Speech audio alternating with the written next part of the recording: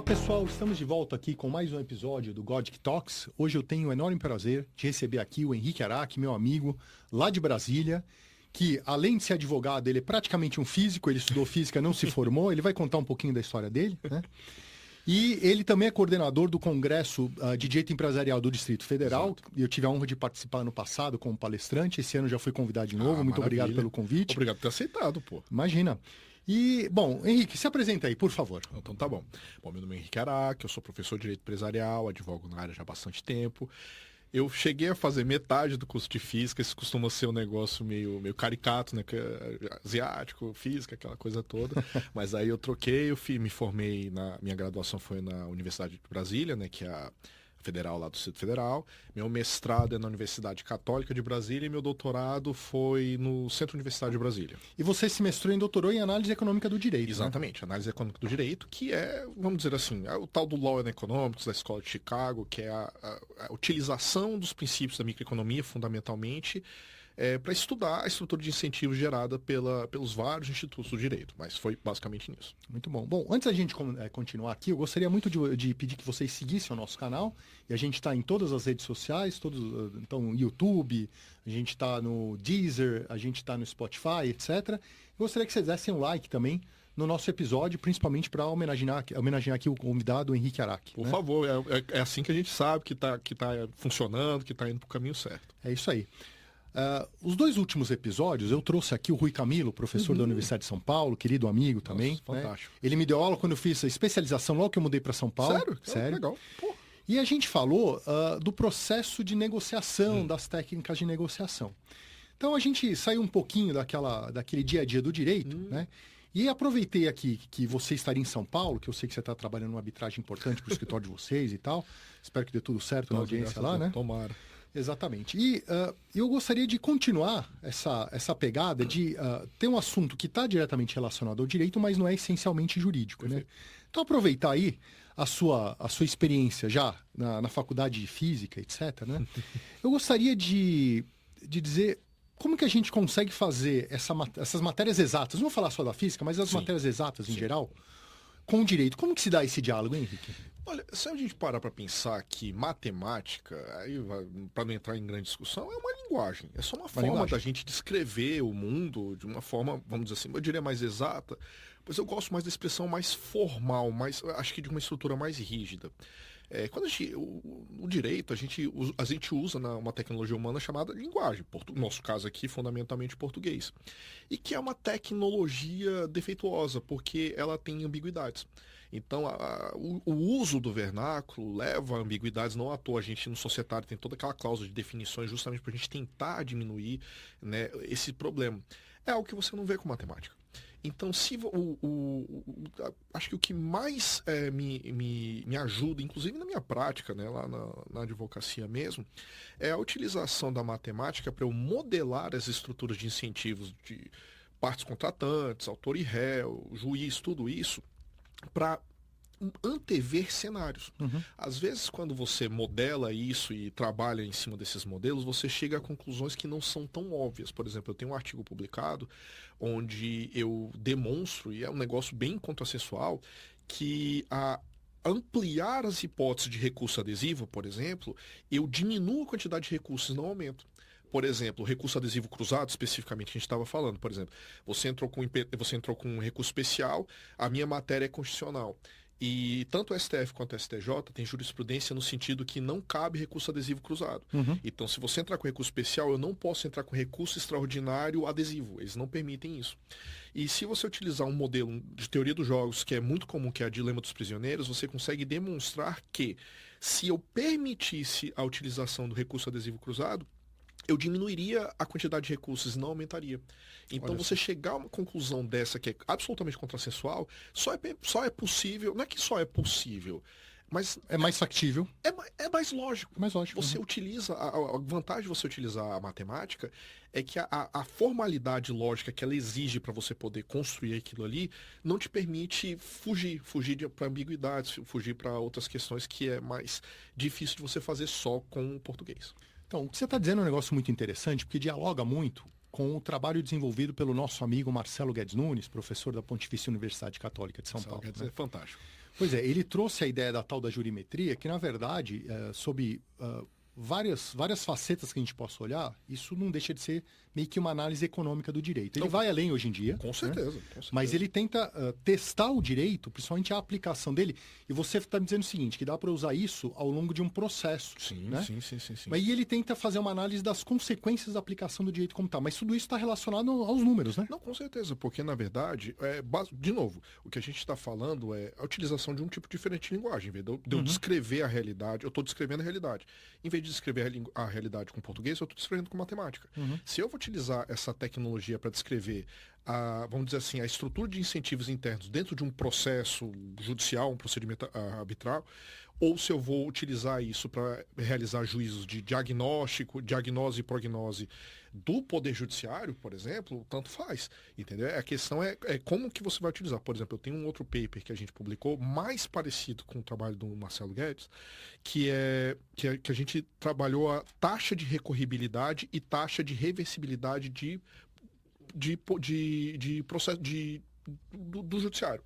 Qual que era a ideia? Verificar o seguinte, olha, de 100 sentenças, quantas elas são recorridas e dessas que são recorridas, quantas que são revertidas, para você verificar se as pessoas estão recorrendo, mesmo perdendo, o que significaria, por exemplo, que as custas de recorrer estão muito baratas, ou então que a taxa de reversibilidade está muito alta, ou seja, está havendo uma desconexão entre a orientação jurisprudencial do tribunal e o que os juízes estão fazendo, ou seja, um tipo de rebeldia.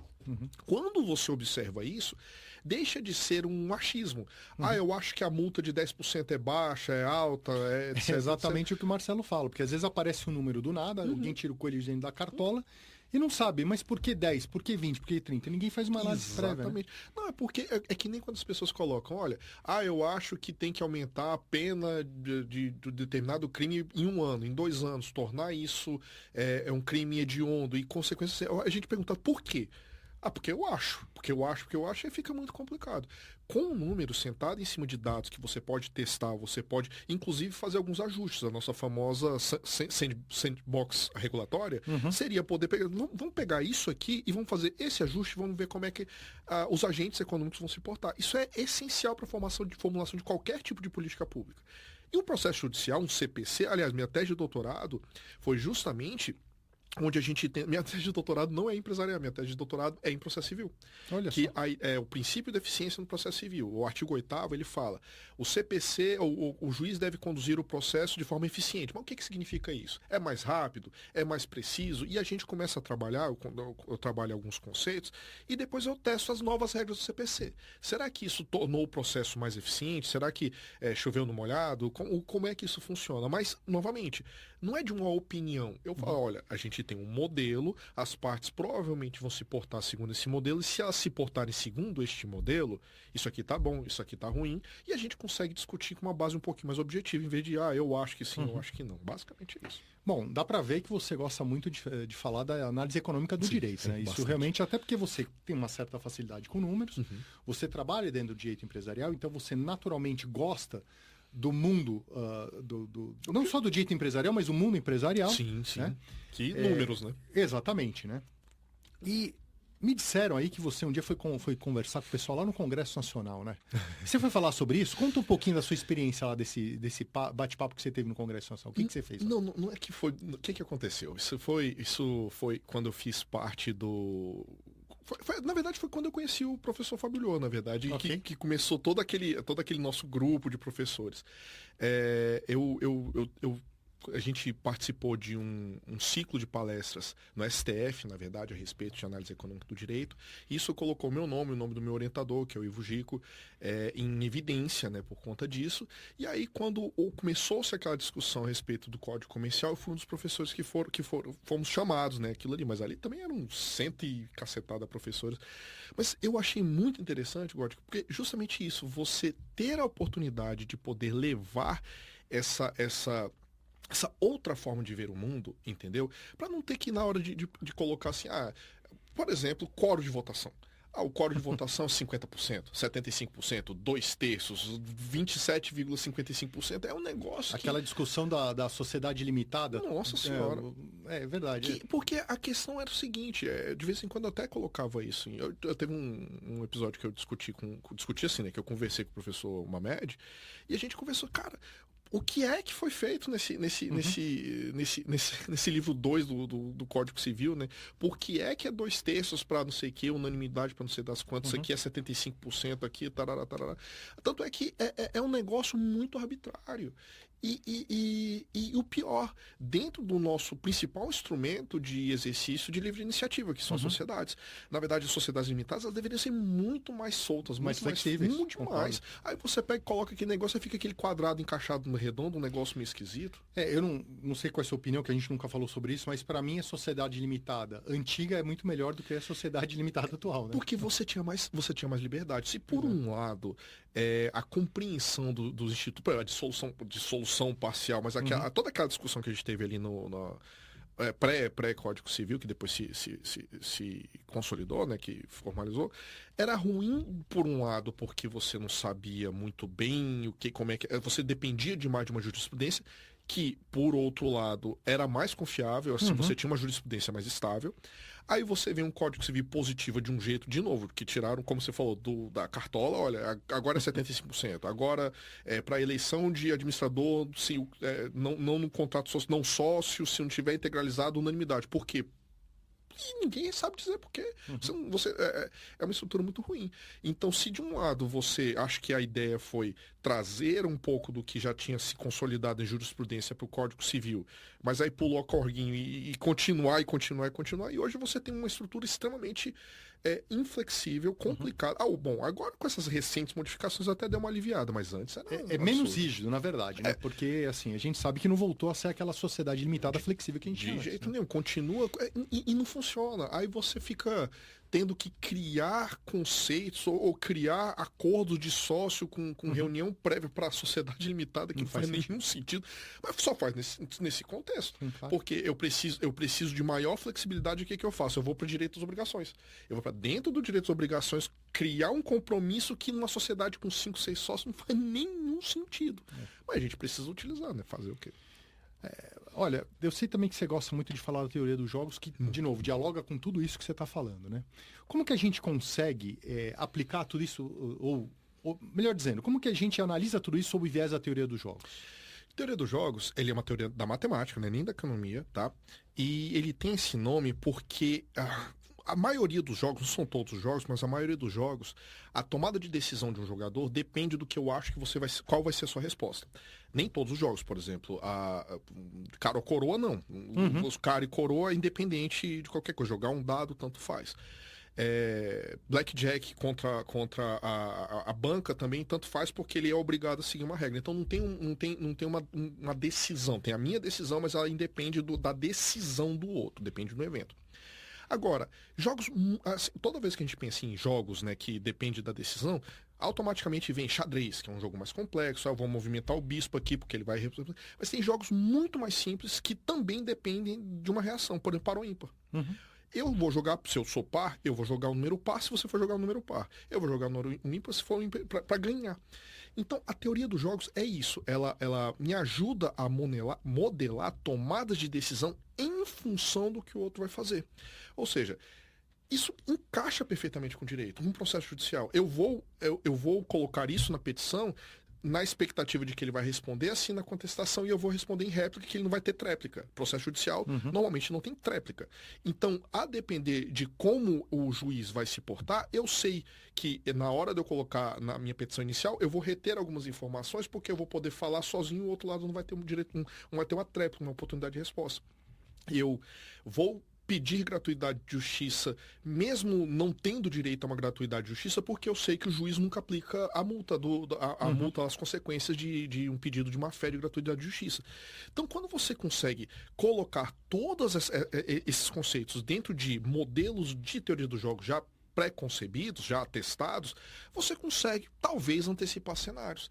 E antecipando esses cenários, você consegue de repente fazer um ajuste na legislação ou então até no seu próprio comportamento em função do que o outro vai fazer. Eu gosto bastante. Então, como vocês estão percebendo, né, a teoria dos jogos, ela é extremamente útil para o advogado. Nossa, demais. Só que, infelizmente, e a mesma coisa lá com o caso do Rui Camilo que falou sobre negociação, né? Assim, o advogado, a vida do advogado, mesmo no meio de um processo, é negociar. Sim, com certeza. Né? Então, é tentar entender o comportamento humano, tentar prever os passos. A gente sabe que às vezes a gente acaba prevendo de uma maneira equivocada, mas a gente tem que tentar fazer isso, né? E como que o advogado ele pode se treinar ou ser treinado para poder aplicar a teoria dos jogos? Quer dizer, o que você recomendaria? Eu preciso entender, preciso compreender para aplicar no meu dia a dia a teoria dos jogos. Olha, eu acho que sim, uma curiosidade que eu acho que é natural para qualquer advogado. Convenhamos, né, Gótica, assim, a pessoa escolheu ser advogado, escolheu ser um jurista e ficar ali tacanhamente ali só na dogmática, esse cara tá morto hoje. Nada contra a dogmática, não, mas cada coisa tem o seu lugar, né? Não, eu diria o seguinte, a dogmática meio que é obrigação. Você formou, você tem que saber. Grande coisa você saber, você ter o domínio das regras que você opera todo dia. Mas a questão é que o advogado, ele é um solucionador de problemas. É isso aí. Sendo solucionador de problemas, como é que ele não vai estudar comportamento humano por qualquer vertente? Pode ser por sociologia, pode ser por psicologia. Temos economia comportamental também, que é um puta campo de pesquisa. E a gente tem toda essa parte da teoria dos jogos. A gente não tem em português alguns livros, assim, muito mastigados, mas tem um livro do Douglas Bard, que é Game Theory and Law. E ele é muito interessante porque ele é escrito com vários jogos, diversos jogos, tem trocentos jogos, e ele não aplica só na dogmática anglo-saxã. Ele coloca várias regras. Numa regra de responsabilidade civil, onde a culpa é sempre do... Vamos supor, tem um jogo lá que eles colocam que é de pedestre e carro. Se você vai criar... Ele coloca várias regras possíveis para verificar qual daquelas vai chegar num ponto ótimo. Então, uma regra onde não importa o que aconteça, o pedestre sempre vai ser responsabilizado, né? Então, ele vai ter que sofrer as consequências. Uma outra regra, não importa o que aconteça, o carro vai sempre ser responsabilizado. A regra de negligência, só vai ser responsabilizado quem não agir com... Então, ele coloca várias regras que poderiam ser de civil law, common law, não importa. E ele traça as diversas consequências de acordo com o modelo que ele coloca. Então, assim, existem livros, normalmente você vê isso livros em inglês, em alemão e tal, que eu não leio alemão, mas eu sei que tem. E é uma questão de curiosidade e de testar e de ter a cabeça aberta. Não é que nem o pessoal brincar, eu sou de humanos. Não é um problema, não é uma questão de exatas. Não é uma matemática mas complexa. aquele que é de humanas não usa lógica, então, né? Porque, na verdade, isso é a aplicação da lógica ao dia a dia do direito. Exato, né? Mas aí que tá, as pessoas, assim, pelo menos eu não tive na faculdade lógica formal. As pessoas, assim, eu já vi, sabe, coisas assim... triviais, do tipo, de uma premissa falsa, eu posso chegar a uma conclusão verdadeira, mas eu não posso chegar de uma premissa verdadeira a uma conclusão falsa. Essas coisas bem basilares de lógica formal mesmo, aquela coisa meio sim, então, tudo mais, eu noto que as pessoas não se apertam muito nisso. E aí fica muito no que a gente chama de heurística. Aí cai em sofisma, cai em sofisma. E aí é um problema que eu acho o seguinte, acho que até para o advogado praticante, se os juízes prestassem um pouco mais de atenção nisso, pegassem um pouquinho mais no pé, acho que o pessoal aqui tomaria um pouquinho mais de cuidado. Mas se fosse para indicar em estudos, eu diria isso. Existe uma vasta bibliografia, uma vasta biblioteca, evidentemente, e claro, você pode fazer um curso formal. No Brasil, você tem algumas instituições que têm programas de mestrado especializados nisso. O meu programa lá na Católica era especializado em análise econômica do direito, então foi muito útil para mim. E se a gente parar para pensar, é muito melhor que a gente comece, por exemplo, um processo, uma negociação de aquisição para uma empresa, uma operação de mercado de capitais, entendendo as possibilidades do que dar um tiro no escuro, né? Exato. Porque não faz sentido a gente sair de um ponto qualquer sem saber. Tem um jogador de beisebol falecido nos Estados Unidos, o Yogi Berra, ele tinha um ditado muito engraçado. Ele tinha várias frases engraçadas. Uma delas é: olha, quando a gente está perdido, a gente só sabe para onde está indo quando a gente chega lá, né? E o bom advogado não pode ser desse jeito. Ele tem que ter um pouco mais de segurança, não só na tese dele, mas no caminho que ele vai seguir também, Não, né? exato. A gente estava falando aqui muito de processo, litígio, que é natural, né? Aquela Sim. questão do embate. Mas mesmo em negociação, poxa, você tem toda aquela escola de negociação de Harvard, que aquilo ali é análise econômica aplicada, assim. É justamente assim, aliás, se você não utilizar, você vai ter muita dificuldade de conseguir que eles colocar a busca de soluções de jogo de soma não zero, que eles chamam, toda aquela situação. Então, mesmo quando você vai sentar numa mesa de negociação, você tem que se antecipar. Olha, será que esse cara tem um abate que é uma melhor alternativa à solução negociada? Será que ele tem todos os incentivos adequados para poder colocar as informações adequadas aqui na mesa? Será que ele está retendo informação? É um jogo, é uma interação. A interação humana, ela depende disso. E eu acho que tanto a análise econômica do direito, mas principalmente nesse caso particular, a teoria dos jogos, nos dá instrumentais melhores para a gente tentar interpretar o outro. Mas não somente isso, tá? Assim, tem suas limitações, tem seus defeitos. A gente tem vários papers aí mostrando onde essa lógica cartesiana falha, e falha de forma sistemática. E aí você entra com o pessoal da economia comportamental, que você tem o Amos Tversky, que já faleceu há bastante tempo, e o sócio dele intelectual, que ele é muito mais famoso, que é o Daniel Kahneman. Ele tem um livro chamado... O mais famoso livro dele é o Thinking Fast and Slow. Esse é espetacular. Aquilo ali é a consolidação de todas as pesquisas deles, e eles são psicólogos, não são economistas. Aquilo ali não é só dele, aquilo ali, o grosso daquele livro veio da pesquisa dele da década de 70 com a Amos Tversky. E é espetacular porque você vê, cara, é assim que as pessoas são. E o grande, o breaking deles foi justamente porque aquilo ali foi uma resposta à escola de Chicago, que era muito cartesiana. Eles falaram assim, não, tudo bem. Se os seres humanos fossem computadores, isso aqui faria sentido. Mas aqui, nessa hipótese vai acontecer isso, nesse cenário vai acontecer isso, nesse cenário vai acontecer isso. Então, assim, é muito rico. Que, infelizmente, a gente, no direito, acaba não tendo tempo ou interesse, ou às vezes nem sabe que tem. É verdade. É curioso porque, assim, o direito ele poderia ser muito mais bem aplicado se a gente aplicasse essas teorias que, eu não vou dizer que são colaterais, mas por direito talvez elas sejam, mas elas acabam se tornando, muitas vezes, no dia a dia, mais essenciais do que conhecer o próprio direito, que é entender o comportamento humano, né? Com certeza, você vai... eu tô até lançando um curso, Gótico, nem mexer ainda não, vou fazer um curso de pensamento estratégico, que é isso que eu quero trabalhar, assim, de uma forma um pouquinho mais pode fazer o merchan, viu? Não, mas é porque a gente tá fazendo, mas vai ser bem legal. Mas o que acontece, Gótico? É porque quando as pessoas chegam na nossa idade, assim, se a gente sobreviveu no direito até aqui, é porque a gente talvez, mesmo sem ter esse treinamento formal, instintivamente você já percebe como é que a coisa funciona. Então, assim, você ter um treinamento formal pra gente, já em teoria dos jogos ou em análise econômica do direito, ajuda a cimentar o que meio que a gente já sabe ao longo de décadas de experiência. Agora, para um menino que está recém-formado, poxa, se ele tiver contato com isso imediatamente, ele... Pra gente, na nossa idade, já é natural fazer o que os americanos chamam de thinking like a lawyer. A gente já pensa na resolução de problemas de uma forma um pouquinho mais multiversada.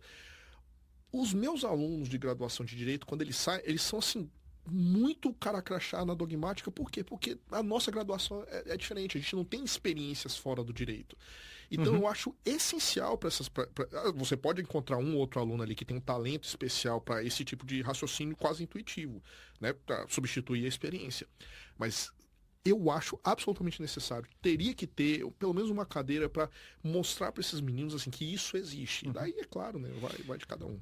Uma coisa que eu utilizo muito no meu dia a dia, além dessa necessidade de tentar entender o comportamento humano, né? E eu recomendo muito meus alunos também, é entender um pouco de contabilidade, e aí que também está atrelado aos números, né? Porque, por exemplo, não existe uma operação bem estruturada de M&A, uma operação societária bem estruturada. Disputa societária, o cara quer sair da sociedade. Sim, exatamente. Fazer um valuation numa disputa societária, apuração de haveres, e também até extrapolando do empresarial tradicional, mas aquele empresarial voltado para as questões de tributação, ou seja, o direito tributário. Sim.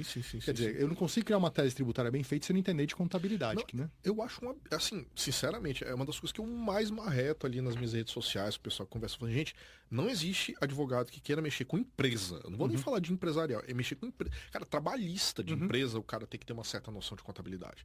Entendeu? Então, assim, agora, pra gente, pro tributarista, pro empresarialista, bicho, não tem. Eu não consigo conceber. Às vezes eu discuto com as pessoas assim, mesmo, né, mesmo empresários não entendem tanto de contabilidade. Aí o pessoal fala assim, se o sócio tal sair da sociedade, quanto que ele tem? É aquela pergunta que é básica, quanto que ele vai levar? Eu falo assim, tem cláusula especial no contrato social? Não, então é o patrimônio líquido ajustado. É isso aí. Como assim? Eu falo assim, cara, patrimônio líquido, é ativo, nananana, você vai mostrando assim, a pessoa não consegue compreender. Acabei de fazer uma operação de venda de uma concessionária, que, nossa senhora, a dificuldade que tava para explicar, olha, vocês estão vendendo um fundo de comércio, tá, o que é? Olha, isso aqui é ativo, isso aqui é estoque, todo esse resto aqui, esse emaranhado, essa maçarocada que vocês estão vendendo, mas isso não está no ativo. Então, quando a gente vai ter que ativar isso para vender, vai gerar ganho de capital, a pessoa fica perdida. Agora, tu imagina você... Porque se o cara tá achando que é só fazer o contrato de compra e venda e assinar e beijo e tchau, a pessoa vai pagar uma fortuna de tributação desnecessária, dentre outras questões. Não é possível, eu tô falando aqui para você, não é possível você seguir nessa área. Não tô falando pra vocês virarem auditor fiscal, não, mas, cara, só o básico do balanço DRE, fluxo de caixa descontado. Fluxo de caixa descontado o negócio parece que é mágico, né? A gente vai falar desse troço, essa pessoa, não, mas isso aqui faz não é mágico. Aliás, é um grande chute, na verdade. E o crédito e débito, assim, não tem como, não precisa ser. E além ali do, sei lá, terceiro, quarto semestre do equivalente de um contador. Até para você saber fazer as perguntas corretas, né? Porque às vezes o contador tá ali só esperando para saber como é que ele vai encaixar. Você tem que saber dialogar com o cara para saber, olha, isso aqui é melhor a gente ativar, talvez a gente altere o objeto social daqui, isso aqui é melhor lançar como isso aqui talvez seja melhor fazer parte do reembolso dos haveres do cara com distribuição de lucro que tá ali e tal, tudo isso para você. Aquela engenharia que a gente sabe, então não tem como fazer isso sem não ter nem uma habilidade com o número, mas é um conhecimento de contabilidade. Bom, como vocês estão percebendo, o Henrique Araque, ele tem uma facilidade muito grande com números, né? Então, desde a aplicação da teoria dos jogos, análise econômica do direito, etc. Né? Já vimos também que é essencial para o bom advogado empresarialista, tributarista e até o trabalhista também entender um pouco de contabilidade, né? Não precisa saber ser um mestre para fazer balanço, DRE, nada disso, mas entender e conseguir ler o balanço e saber dialogar com os outros profissionais. Até para saber se tem coisa esquisita lá. Exatamente. Eu já peguei uma operação que era venda besta, gótica, mas tanto é que não tava lá, era no outro escritório que eu trabalhava. Aí era até um advogado que ela tava trabalhando, sabe quando você passa, você vê de rabo de olho, você fala assim, cara, tem um negócio esquisito. Eu falei, isso aqui não é um restaurante de self-service? Ela é. Eu falei, você não tá vendo nada estranho aqui? Não, eu falei assim, não, bateu, tal. Eu falei assim, gente, olha essa conta aqui é duplicata a receber. Aí ela, o que tem? 2 milhões de reais de duplicata a receber. Ela, o que tem? Eu falei assim, qual foi a última vez que você foi no self-service? Você dá uma duplicata para comprar um almoço. E botou fiado. E botou, o que é isso aqui? Aí apertando, o que era? Era dinheiro que tava no caixa, que o cara sacou, desviou. Aí você aperta. Mas ia passar, formalmente ia passar. E aí o que eu falei para ela foi o seguinte, o problema é que o especialista é a gente. Então fica muito ruim você chegar e falar pro cliente, olha... só sei direito. Assim, eu tive um cliente que foi numa situação essa, o cara era contador. Eu falei, cara, era uma recuperação tributária, um negócio assim. Eu falei, bicho, você saber fazer ou você não saber fazer, não é o detalhe. O cara tinha uma rede de academias e o então advogado fez uma recuperação de crédito de importação. Cara, só tinha um negócio de contribuição previdenciária que dava assim, 3 milhões de reais. Tinha 15 funcionários. Eu falei assim, bicho, vocês não pagam isso de contribuição previdenciária. Como é que ele está recuperando? Passou, a brincadeira que eu fiz, o bicho passou na sua frente. Um tiranossauro com Batman vestido de palhaço na sua frente e você não viu. Porque é esse o equivalente a isso aqui que aconteceu na sua frente. Você não saber é uma coisa, você não ter aquele instinto de ver que isso aqui tem alguma coisa esquisita, não levantar nem o sinal amarelo, é muito complicado. E aí tem uma questão mais séria, que você vai se abrir para uma questão de negligência. Tá? Claro. Escuta, além de todos esses aspectos que a gente discutiu até agora, né? O que mais que foge aí do direito tradicional e que você aplica no seu dia a dia? E como aconselhamento para os nossos ouvintes, né? O que eles devem aprender, vamos assim dizer? Olha, inclusive, eu vou fazer um merchan de novo do meu curso, mas é porque é justamente isso. Uma coisa é você ter nesses modelos na sua cabeça, mas o que eu tenho percebido? O que eles chamam o pessoal de administração chama de frameworks. Então, o que eu tenho utilizado muito de forma, não de forma assim, de pensar o meu escritório, tal, como é que para onde que eu vou crescer o escritório, mas utilizar esses frameworks para tomada de decisão dentro de um caso. Por exemplo, aquela famosa análise SWOT, FOFA, né? Forças, fraquezas, oportunidades e ameaças. Isso é típico para você fazer uma análise de empresa para saber assim, mapear onde que ela está. Você pode utilizar esse framework dentro de um processo judicial. Quais são as forças internas daquele caso? Quais são as oportunidades daquele caso? Quais são as fraquezas internas? Tudo aquilo ali. E aí eu comecei a estudar isso e verifiquei que existem vários frameworks que o pessoal de administração utiliza num cenário, vamos dizer assim, de guerra, né, praticamente assim, de uma questão de competição, que eles funcionam muito bem para deixar explícito o que eu... Outra matriz, que é a do conhecido desconhecido. O conhecido, conhecido, conhecido, desconhecido. Ou seja, o que eu sei, o que eu sei que eu não sei, ou seja, o limite do que eu sei, o que eu não sei, mas que outra pessoa sabe, e o que ninguém sabe. Quando você coloca isso, de novo, quem já tem a nossa experiência, faz isso instintivamente. Você não vai mergulhar de cabeça no processo acreditando em tudo que seu cliente sabe. Mas se você sabe que existe uma matriz como essa, ela te ajuda no momento de cansaço, no momento de pressão, que você tem muita coisa, para você não cometer um erro tático. Por exemplo, foi uma matriz dessa que me ajudou a coisa mais boba do mundo, God. Era um caso rápido, a gente tinha que correr atrás, era para exclusão de um sócio. E a cliente falava o tempo todo, não, porque esses dois aqui são administradores, esses dois são administradores, tal. Aí você vai. Cara, tava mapeado para se os dois forem administradores. Aí na hora que eu coloquei, eu falei assim, cara, essa informação aqui eu não chequei. Aí eu fui abrir, ele não era administrador no contrato social. Não, mas é porque ele age como se fosse. Não, agir como se fosse, assim... E isso passaria para um advogado mais júnior, por quê? Ué, foi você que me disse, você que me deu essa informação, eu agi com base na sua informação. Pô, mas você é o técnico, você tem que checar. Então, uma das coisas que eu tenho observado mais é justamente eu procuro beber dessas outras áreas do conhecimento para ver o que tem de interessante ali. O que é outra área que eu tenho utilizado bastante, é o pessoal, por conta da minha esposa, inclusive. O que a sua esposa faz? Ela é neuropsicopedagoga. Então, ela é uma... A minha esposa é neurologista, tá vendo só? É bom, vocês vão...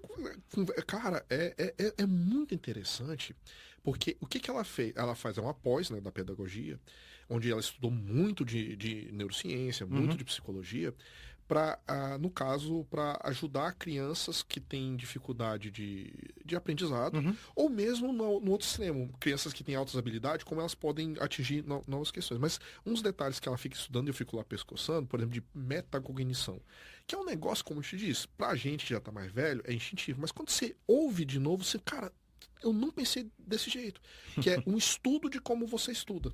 É um estudo de como você aprende. Você dá uma recuada e vê, cara, aqui é um ponto cego. Aqui normalmente eu passo. Assim, quando você liga, na base, o que você está fazendo? Você está criando uma rede de segurança contra você mesmo. Sabe quando você escreve aquele contrato, aquele SPA de 35 páginas, você já lê, você já pula, você já não aguenta mais ver aquele negócio. Então você tem que saber que isso acontece contigo. E não ficar, vamos dizer assim, super confiante. A gente vai fazer isso, mas um cara mais novo, um cara que tá correndo ali, vai passar. Vai passar. Então, uma dica que eu daria seria essa. Buscar, por exemplo, esses outros frameworks, por exemplo, do pessoal de administração, ou olhar com cautela para essas outras áreas do conhecimento, porque às vezes ali tem algo que funciona, que se você trouxer para dentro do contexto do direito, para dentro do seu contexto de advocacia, pode te abrir os olhos. Eu faço isso com frequência. Perfeito. Olha, Henrique, gostei muito do nosso bate-papo, achei que foi muito produtivo, né? Os ouvintes eles vão gostar muito também, porque são dicas práticas para o advogado empresarialista que são muito boas, né? Não esqueçam de deixar o like, de seguir a gente aqui para vocês receberem as notificações de quando saírem novos episódios. Rick, muito obrigado e até a próxima. Não, imagina, Código, eu sou seu fã, você sabe. Aliás, tu e do Renato Vilela, cara, eu já devo ter vendido uns 20 livros de você, porque toda vez que alguém faz uma pergunta para mim sobre administração, eu pego o seu livro no laranja e falo, esse cara aqui, eu dividi. Então, poxa, eu fiquei muito feliz com esse convite e tô à disposição, cara, sempre que vocês quiserem. Eu que fiquei muito convite, você pegando aqui, ele acabou de pousar no aeroporto aqui, veio direto do aeroporto para cá, tem uma audiência de arbitragem amanhã e correu aqui para poder gravar esse episódio. Oportunidade como essa a gente deixa passar. O cavalo selado não passa 2 vezes, não. Tá certo. Obrigado, Henrique. Imagina, gente. Pessoal, muito obrigado e até o próximo episódio. Até lá. Tchau, tchau.